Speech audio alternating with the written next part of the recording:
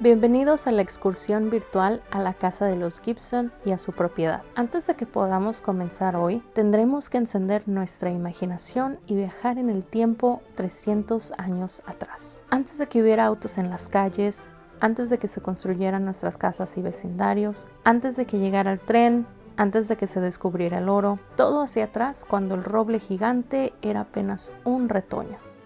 Bienvenidos a la excursión virtual a la casa de los Gibson y a su propiedad. La propiedad es la sede de Yolo Arts y la colección histórica del condado de Yolo. Hoy echaremos un vistazo a las exhibiciones e historia de la casa de los Gibson.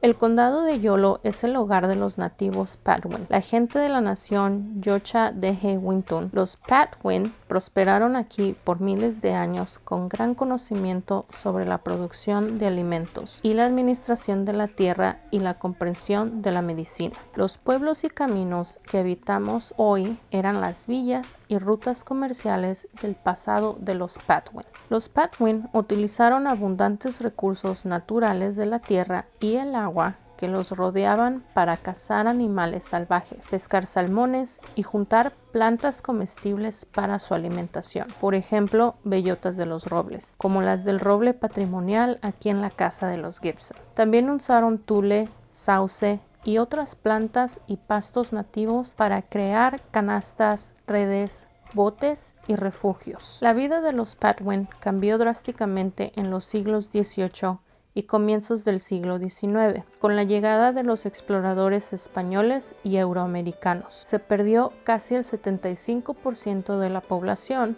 a causa de enfermedades como la malaria y la viruela. Los Patwin fueron obligados a trasladarse a una reserva de tierras baldías creada por el gobierno federal. La gran región que había sido el hogar de los Patwin fue dividida en pequeñas parcelas de tierra para que fueran compradas por los colonos. La práctica de adueñarse de la tierra provocó una pérdida de la verdadera libertad de los nativos, quienes estaban acostumbrados a viajar libremente.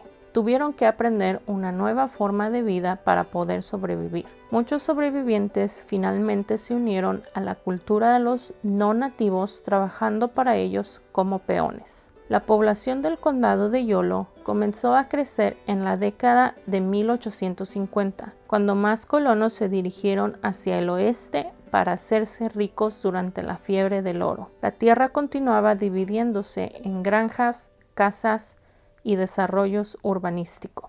En la década de 1940, la tribu de Yocha Dehe logró reubicarse en una pequeña parcela de tierra más fértil en el valle de Capai, en donde comenzaron a sembrar cultivos para su gente. Hoy la nación de Yocha Dehe Wintun ha recuperado miles de acres en el condado de Yolo. Han establecido negocios, comenzado la producción alimenticia e invertido en la restauración de la tierra y en prácticas culturales importantes.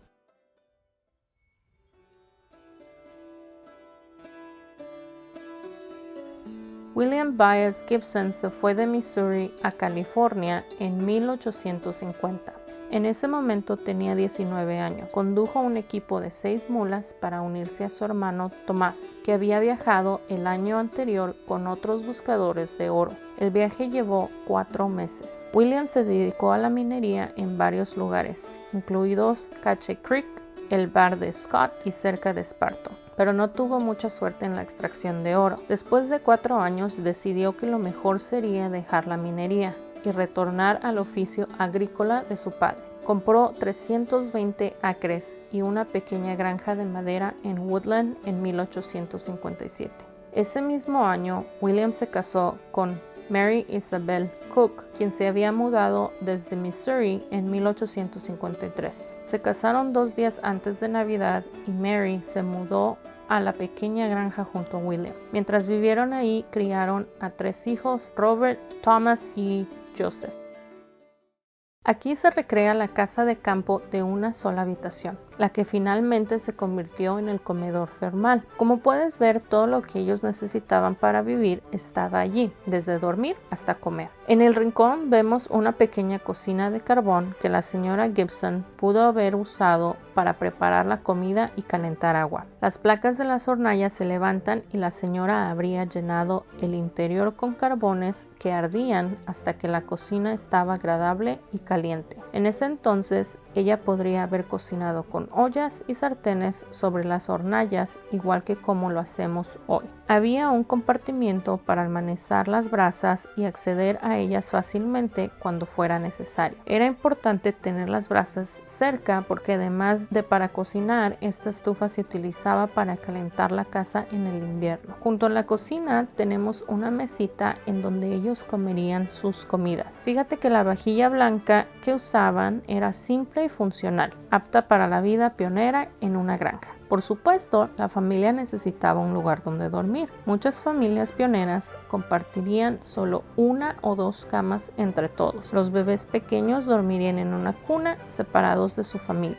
Es importante observar que esta casa no tenía agua corriente. Se necesitaría bombear agua de un pozo para beber, cocinar y lavar. El aseo básico diario se haría con una jarra y un lavabo como este, perfecto para lavarse la cara y tal vez humedecer los cabellos luego de un día largo y polvoriento en la granja. Los baños se tomarían una vez por semana, calentando grandes cantidades de agua para llenar una tina de metal traída del exterior.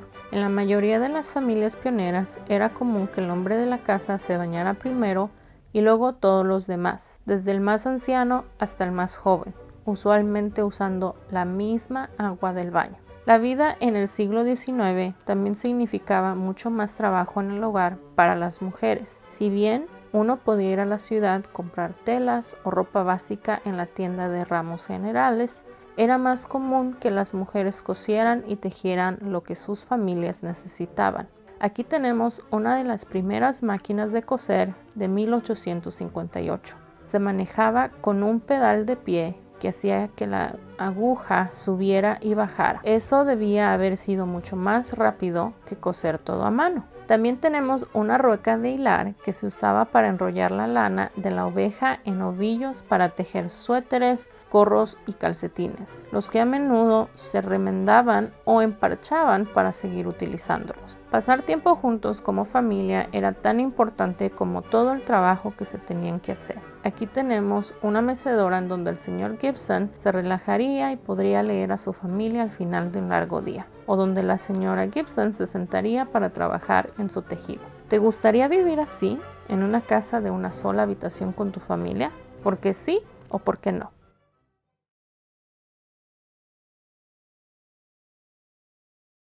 A medida de que la granja cobraba fama y la familia aumentaba, los Gibson decidieron remodelar la casa agregando una estructura de ladrillo de 2 pisos, que consistía en 2 salones en la planta baja y 4 dormitorios en la planta alta. Esta renovación se completó en 1877, 20 años después que se hubieran mudado a la propiedad. En esta impresión del Atlas Ilustrado y la historia del condado de Yolo, podemos vislumbrar cómo era la vida en la granja de los Gibson una vez que se completó la nueva estructura. Aquí puedes ver columnas jónicas, la cúpula, los entablamentos de las ventanas y un balcón. Ejemplos de los estilos italiano y neoclásicos que fueron populares en los hogares durante la época victoriana, la que duró desde la década de 1830 hasta 1901. Si comparamos esto con el aspecto actual de la casa, podemos ver algunas reformas hechas a lo largo de los años. ¿Qué cambio notas en la fachada de la casa?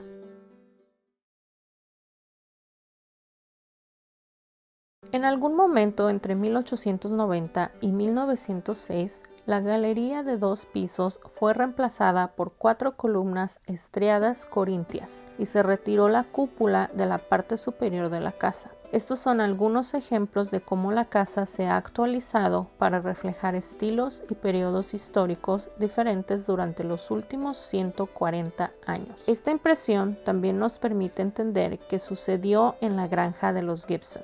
Los caballos se mantuvieron para el transporte y ayuda con el equipo agrícola. El señor Gibson era famoso por su ganado, vendiendo leche a la cremería de Woodland. y criando vacas para su venta en las subastas. También cultivaba trigo, como se muestra en el borde superior derecho. En ese momento el trigo era uno de los cultivos principales del condado de Yolo y se lo exportaba a toda California. También podemos ver que tenían siervos en la finca. Ser dueños de siervos se consideraba símbolo de riqueza, poder y estatus. Los propietarios victorianos querían ser como los miembros de la realeza y los ricos de Europa, quienes durante la Edad Media y el Renacimiento tenían grandes cotos de caza y parques de ciervos. En el frente de la casa, al lado derecho, puedes ver representado el roble patrimonial. Es mucho más pequeño de lo que es actualmente, pero es un legado duradero que conecta generaciones de personas. Al entrar en la casa es importante observar que durante la era victoriana la gente vivía sus vidas de manera muy diferente a como la hacemos ahora. Los victorianos eran cohibidos y la primera impresión era muy importante. La vida cotidiana, el estatus social, el género y la clase social tenían reglas muy estructuradas que estaban presentes en todos los aspectos de la vida hogareña. En una casa victoriana, cada habitación era utilizada para un propósito específico, como se muestra en los muebles de este espacio. La experiencia victoriana tiene que ver con las apariencias y por eso cada objeto en exhibición tiene un significado.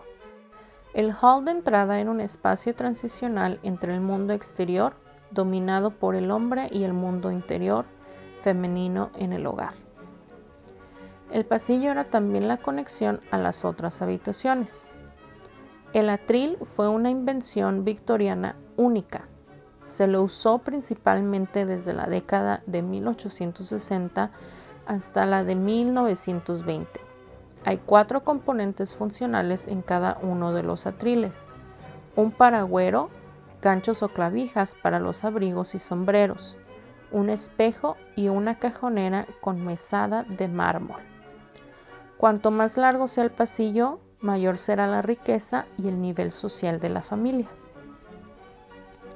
Las tarjetas telefónicas podrían haberse dejado en la parte superior del mármol de nuestro árbol de la sala.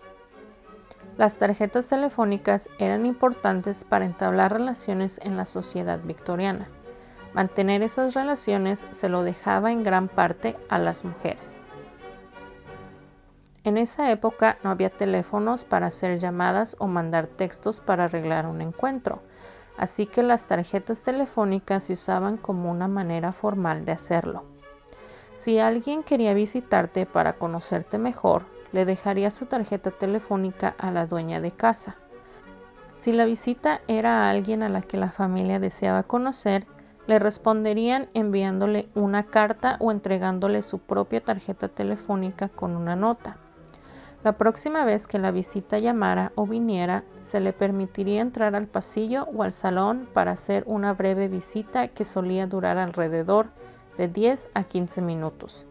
Si esa visita transcurría de buen modo, se lo podría invitar a tomar un té más prolongado por la tarde. Solamente cuando la familia llegaba a conocerlo muy bien, lo invitarían a comer con ellos y le permitirían entrar a la casa más allá del salón formal. ¿Tú cómo te mantienes conectado o conectada con tu familia y amigos?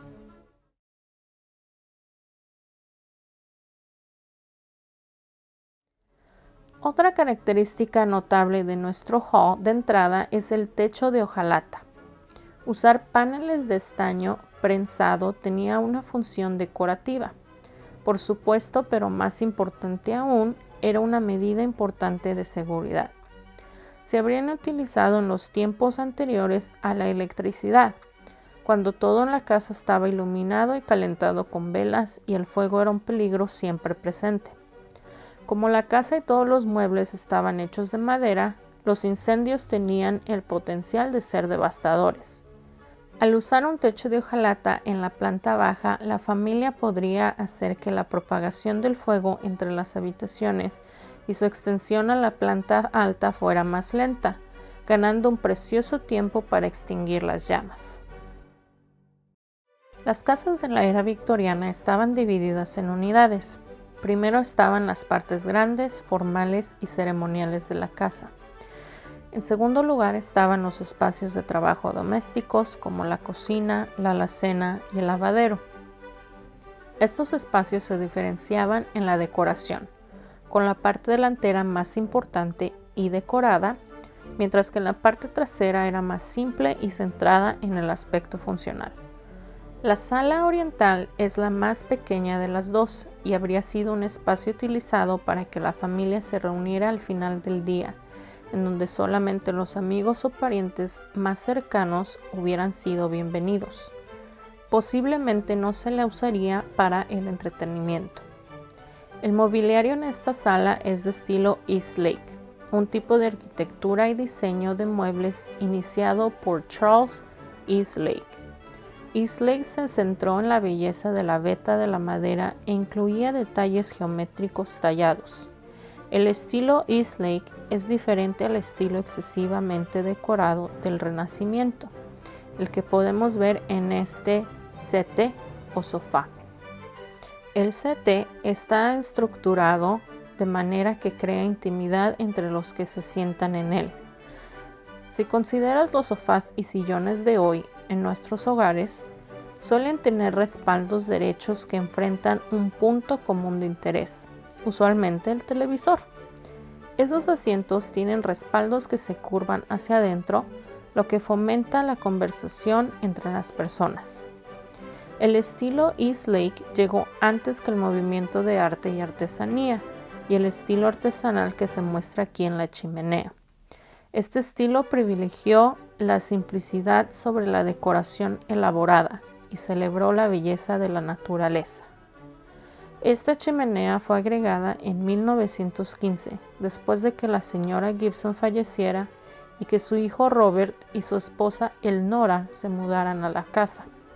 Fue una de las muchas renovaciones junto con la cocina para modernizar la casa con los nuevos estilos e invenciones disponibles. También tenemos varias piezas decorativas de Art Nouveau, un estilo decorativo entre 1890 y 1910, popular por sus ornamentos en forma de plantas y líneas orgánicas. Sobre la repisa tenemos un jarrón y una jarra y al otro lado de la habitación, encima del órgano del salón. Tenemos una lámpara al estilo del creador en vidrio estadounidense Louis Comfort Tiffany. El órgano del salón era una pieza del mobiliario con decoración muy elaborada. Algunos órganos tenían grandes secciones superiores que incluían estantes, nichos y a veces un espejo. Los pianos más grandes que los órganos solían tener forma cuadrada y cuerdas de metal que se colocaban horizontalmente y se golpeaban con pequeños mazos suaves. El órgano de lengüeta, por lo contrario, crea sonido al empujar el aire sobre las lengüetas o a través de ellas mediante el fuelle de pedal que se bombea con los pies del intérprete en la base del instrumento. Sin embargo, el tamaño y el costo de un órgano era menor que el de un piano, y por eso se acomodaba mejor a la economía de los hogares de clase media o trabajadora. La música no era solamente un pasatiempo. Tener un piano o un órgano de salón era una ocasión trascendental porque la compra de uno de ellos para el hogar era un símbolo de estatus para una familia. Durante la época victoriana, una familia que tuviera y pudiera tocar instrumentos era considerada muy culta y de buena reputación. A finales del siglo XIX, una manera en que la gente recordaba a su gente querida era haciéndole un recuerdo de muerte o memento mori, u objeto de duelo, como esta corona de pelo. Se tejían los mechones del cabello del miembro de la familia, vivo o fallecido, creando intrincados patrones de flores, coronas y hasta joyas. Esto se utilizó como una manera especial de recordar a los seres queridos fallecidos o separados por la distancia. ¿Tú tienes algún o algunos objetos en tu casa que te recuerden a los miembros de tu familia?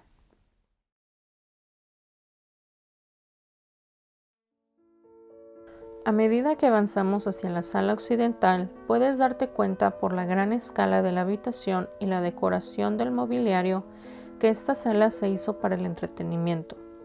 La chimenea de mármol podría ser considerada el lujo mayor y sirve como el foco centralizador de la habitación. Los espejos eran comunes en la época victoriana.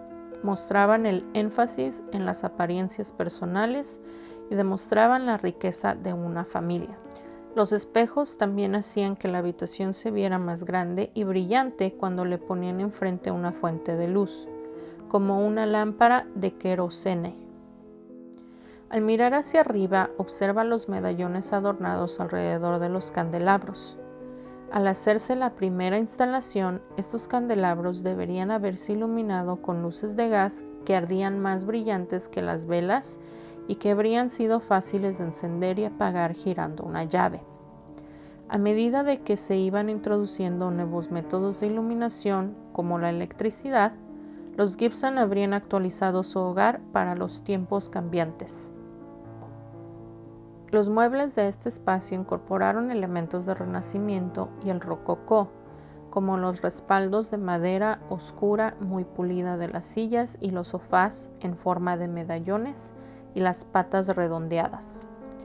El riel encrestado, que es la decoración tallada en la parte superior de los muebles, estaba ornamentado con motivos orgánicos como hojas, flores y uvas.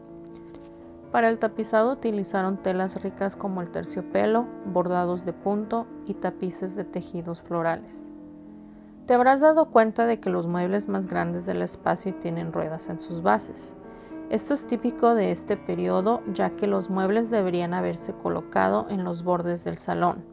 Al entretener a los invitados, los muebles se pueden colocar en el centro de la habitación para permitir una conversación más fácil. A los invitados que visitaban la casa de los Gibson les deben haber servido té o café por la tarde. Había café por todas partes de América después de que los colonizadores españoles visitaran Sudamérica y trajeran la semilla a Estados Unidos. El café se hizo popular entre todas las clases de personas porque les daba energía y tenía un rico sabor. Acá se ven una olla para preparar café y tazas.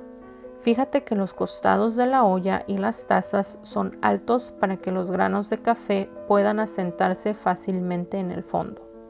¿Te preguntas qué se habrían puesto las damas de la casa para entretener a sus invitados? Este vestido de día pudo haber sido usado por una mujer victoriana durante los últimos años de la década de 1880 y los primeros de 1890. Los estilos de moda como este se hicieron más accesibles. La ropa de confección conocida como lista para usar se podía comprar en departamentos de tiendas creadas recientemente y ordenarlas por catálogos por correo. La ropa bien hecha ya no tenía que coserse en casa. La falda acampanada está hecha de una mezcla de satén negro y algodón conocida como faille. Los adornos como trenzas, cordones o encajes eran muy populares durante este periodo. ¿Te imaginas visitando a tus amigos en un espacio como este? ¿Qué ropa te pondrías? ¿Qué servirías de comer y de beber?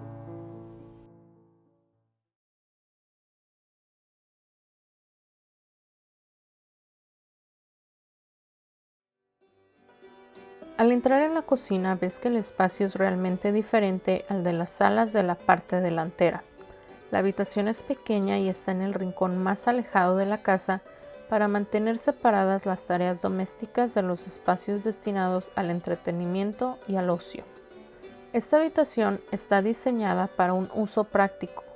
Hay recipientes fijos a la pared para guardar los alimentos, etiquetados claramente para harina, azúcar, ollas, sartenes, teteras y café. Esto facilitaría a cualquiera que usara la cocina para que pudiera encontrar de un vistazo lo que necesitara para cocinar.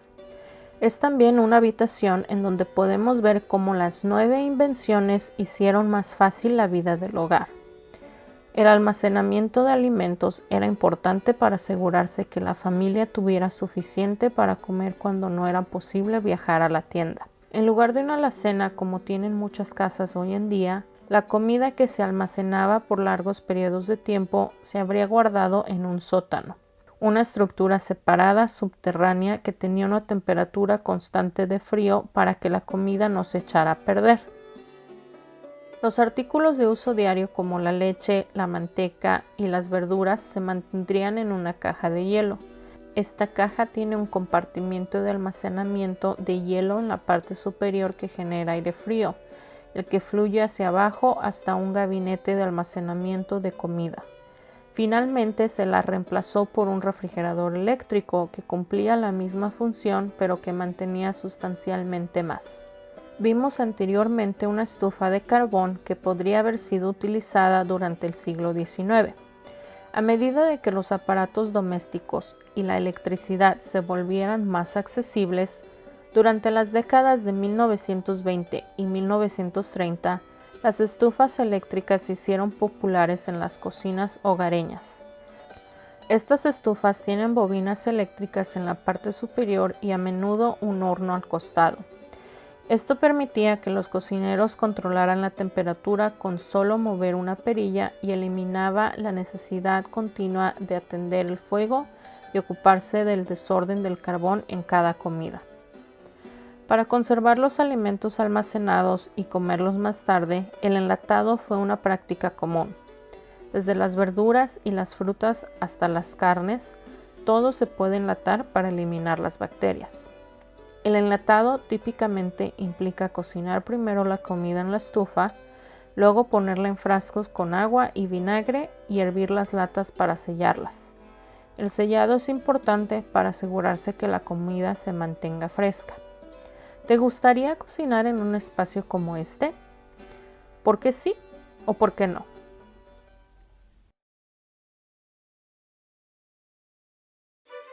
Muchas gracias por acompañarnos en esta visita virtual. Esperamos que hayas aprendido un poco más sobre la vida de la época victoriana en el condado de Yolo. Por favor, planifica pronto una visita a la casa y propiedad de los Gibson para ver las exhibiciones en persona y mirar otros espacios del lugar, como la Galería del Granero. Para aprender más acerca de Yolo Arts, Gibson House, Yolo County Historical Collection, por favor visita www.yoloarts.org. Por favor, asegúrate de seguirnos en Facebook e Instagram @YoloArtsCA para tener información actualizada de los programas y eventos.